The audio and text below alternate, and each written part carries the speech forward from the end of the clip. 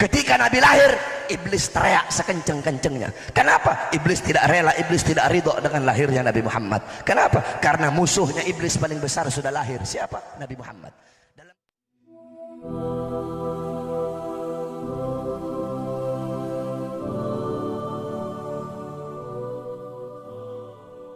Saudara-saudara, ketika Nabi Muhammad lahir, seluruh alam jagat raya bergembira. Seluruh alam jagat raya, penduduk langit, malaikat, khilman, wildan, bidadari, bintang-bintang, planet-planet, bulan, matahari, semuanya bergembira dengan lahirnya Nabi. Penduduk bumi, binatang-binatang yang melata, yang di laut, yang di sungai, yang terbang, yang di bumi, yang dalam-dalam lubang, seluruh binatang bergembira dengan lahirnya Nabi. Tumbuh-tumbuhan bergembira dengan lahirnya Nabi. Bahkan keadaan yang tidak bernyawa, sebongkah batu bergembira dengan lahirnya Nabi. Maka perkara-perkara apa, hal-hal apa, sebab-sebab apa yang menghalangi hati-hati kita untuk bergembira dengan lahirnya baginda Nabi besar Muhammad Sallallahu Alaihi Wasallam? Kamu tahu, makhluk yang tidak gembira dengan lahirnya Nabi itu cuma iblis. Ketika Nabi lahir, iblis teriak sekenceng-kencengnya. Kenapa? Iblis tidak rela, iblis tidak ridho dengan lahirnya Nabi Muhammad. Kenapa? Karena musuhnya iblis paling besar sudah lahir. Siapa? Nabi Muhammad.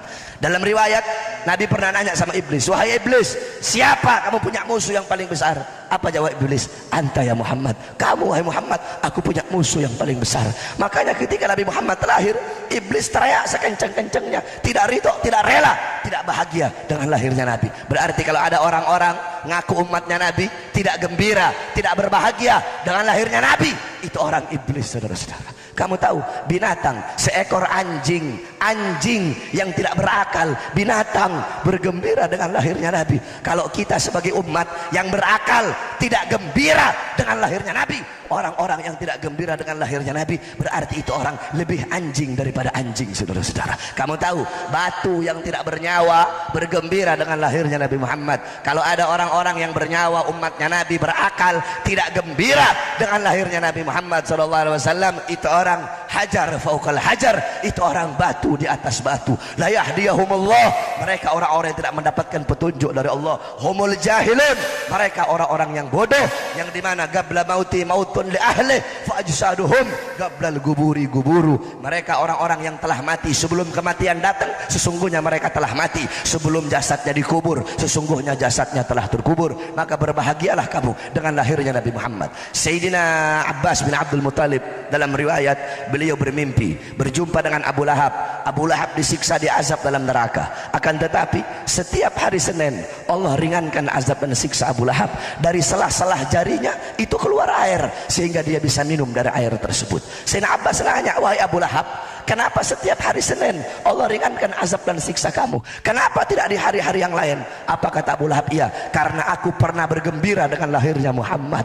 Muhammad lahir di hari Senin. Aku punya budak yang namanya Suwaibah. Suwaibah datang bawa kabar, wahai Abu Lahab, ponakan kamu telah lahir. Ketika aku mendengar kabar gembira itu, aku senang, aku bahagia, sehingga aku memerdekakan Suwaibah. Adatnya orang Arab itu, kalau ada yang datang bawa kabar gembira, maka dia akan memuliakan orang yang bawa kabar tersebut. Suwaibah bawa kabar gembira, Abu Lahab muliakan, sehingga dia bebaskan Suwaibah, dia merdekakan Suwaibah. Kata Abu Lahab, karena aku memerdekakan Suwaibah sebagai bentuk kegembiraanku yang sesaat dengan lahirnya Muhammad, karena inilah setiap Senin Allah ringankan azab dan siksaku. Itu Abu Lahab yang tidak beriman kepada Nabi, yang memusuhi Nabi, yang mencaci maki Nabi, yang memerangi Nabi, yang pernah mencoba untuk membunuh Nabi. Tapi karena pernah bergembira dengan lahirnya Nabi, Allah ringankan azab dan siksanya setiap hari Senin. Bagaimana dengan kita, umatnya Nabi, yang beriman kepada Nabi, yang cinta kepada Nabi, kalau kita bergembira seumur hidupnya kita dengan lahirnya Nabi Muhammad?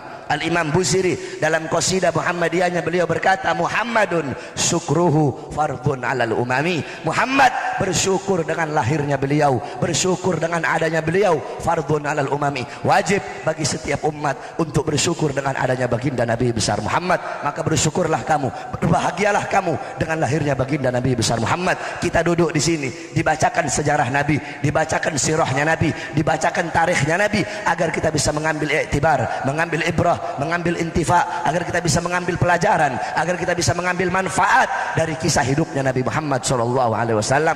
Maka kamu jadikan Nabi sebagai uswahmu, sebagai gutuahmu, sebagai teladan, sebagai pedoman, sebagai idola kamu dalam kehidupan sehari-hari, dalam kepribadian sehari-hari kamu. Kamu pulang dari sini bawa ilmunya Nabi, bawa amalnya Nabi, bawa waroknya Nabi, bawa khaufnya Nabi, bawa khasyahnya Nabi, bawa syauknya Nabi, bawa rajaknya Nabi, bawa akhlaknya Nabi, bawa adabnya Nabi, bawa amar ma'ruf nahi mungkarnya Nabi Muhammad sallallahu alaihi wasallam. Jadikan rumah tangga kamu rumah tangga Nabi Muhammad.